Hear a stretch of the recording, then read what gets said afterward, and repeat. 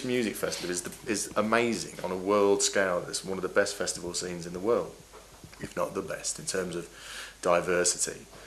And you know, English Fest. The two things that I think England still really does well is make music and make people laugh. You know, there's two amazing things that come out of England: it's humour and music, and that's what English festivals are all about. A lot of them. So it only takes one hot sunny one for people to go and go, my God, this is fucking brilliant. You know, why haven't I been doing this for the last 5 years? This is the best thing I've ever done in my life. You know. And so then there's 3 summers like that, and then the festival, the demand just goes, whoop, it just expands. And then there's one seriously wet summer, which we had, you know, not this one is gone, but the one before, both of them, but actually the last 2 have been shockers. And suddenly somebody's just spent, you know, a weekend in a muddy field in a 2-man tent, you know, trying to light a wet Marlboro and just going, okay, now I know why I don't come to music festivals all the time. Do you know what I mean? So it's kind of that. I think that's why so many festivals jumped on board and said, okay, well, there's this bandwagon, this gravy train, you know. A lot of people don't realise what a mind-boggling amount of work it is to do until you've actually done it. And a lot of people are quite shell-shocked. After the first time they've done it, they're like, whoa, okay, you know. And a lot of people do it once and don't do it again.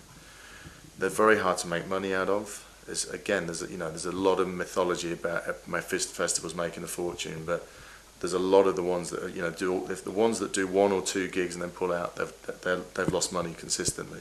It's a big risk. They cost a lot of money. I know most of the smaller events that have been put on, and I know the people that put them on, and I know they've all lost money.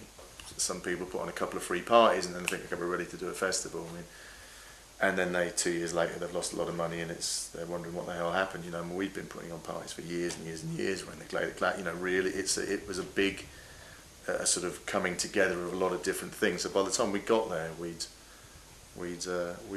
think most of the things that can go wrong with an event had gone wrong to one of us at one stage or another. So you know, we're all right. It got harder and then it got easier. It kind of went like that. That was it, yeah. So initially it took them a while to suss it out, and then it got a bit heavy, as in the police presence, they wanted more. And then by having more police at the event, they realised actually that there didn't need to be that many, and so they've pulled back again. Has the police presence at Glade caused any problems? Not at all. Not at all. They've been totally mellow. You know, there's never been no, not at all. There's been very few arrests. You know, our crowd is pretty mature. It's pretty sensible, and we just don't have a lot of trouble really with the police at all. They turn up. They love it actually. I mean, I go and chat to them every now and again. I take my radio off, take my earpiece out, and go, all right, how's it going? You know, and they don't know who I am, you know, and they're like, great, we love it. You know, we go to Reading and Leeds, you have to deal with people fighting and puking on their shoes when we're arresting them, and setting fire to Portaloos and nicking cars. And we come to Glade, it's lovely, you know, it's really peaceful, and this is it's the old Bill telling me this, you know, they enjoy it. So yeah, so they've always been good with us. To be honest, the biggest headache that we have had has been the noise restrictions. That's been the thing that's really kind of been our thing that if there's anything we would like to have changed, it would have been the volume levels that we've been able to achieve after midnight, which we are now going to do because we're moving site this year. We're going to move to a different site, which is much less sound sensitive, so we can crank it properly after midnight. And it's been a while finding it. But you know, we've got no. You know, England is England. It's compared to other European countries, it's one of the most legislated, tightly controlled, I'd say anal retentive parts of the civilised world, the developed world. And you just got to deal with it. You know, it's just how it is. So if you want to put on an event, you have to work out what it takes to do that, and then, you know, deal with the relevant authorities basically. We're usually on site about 3 weeks beforehand. The first week's not that intense. Then it's sort of 10 days before the gig starts is when the intensity starts to build, and then by the Monday before the gig, it's off the hook. You know, then it's insane, bonkers time. But always seems to work somehow. It works out. And you're living on site for that entire 3-week period before? Pretty much, yeah.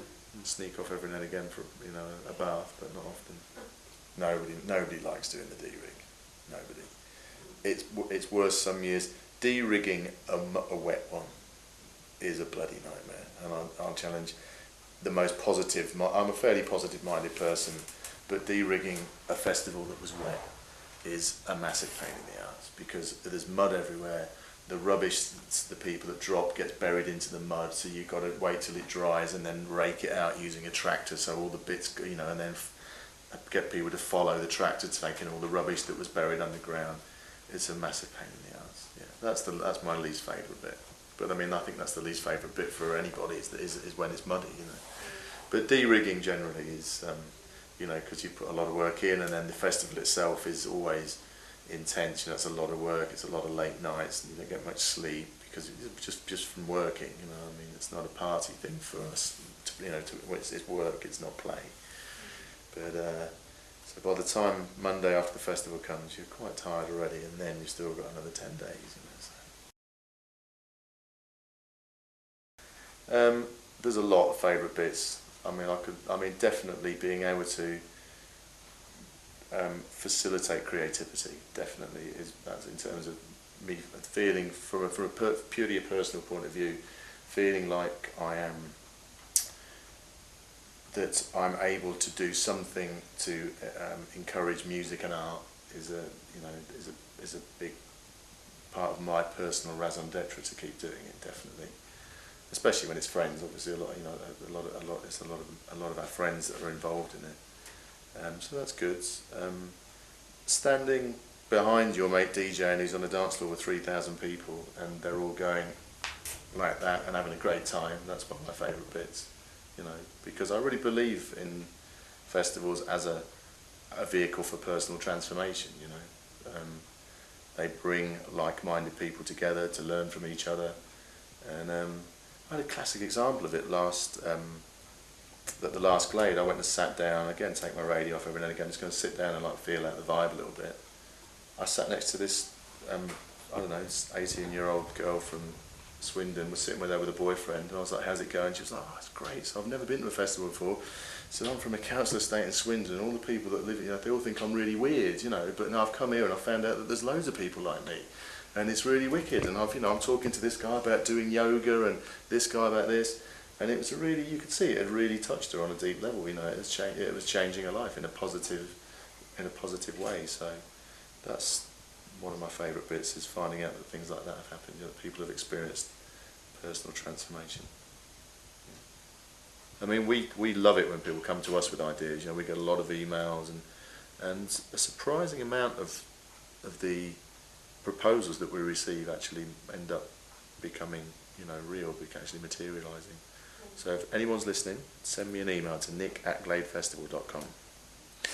And we're into anything that's new, original, quirky. I don't need any more DJ mixes sent to me, but what I do need is amazing sculptures made out of balloons that look like a huge frog. I mean, you know what I mean? Whatever it is, it's just that, kind of just original installation art, especially. Yeah, but no, there's a lot of people, a lot of artists as well. Quite a lot of artists have made their name playing at the Glade and gone on to greater things and stuff.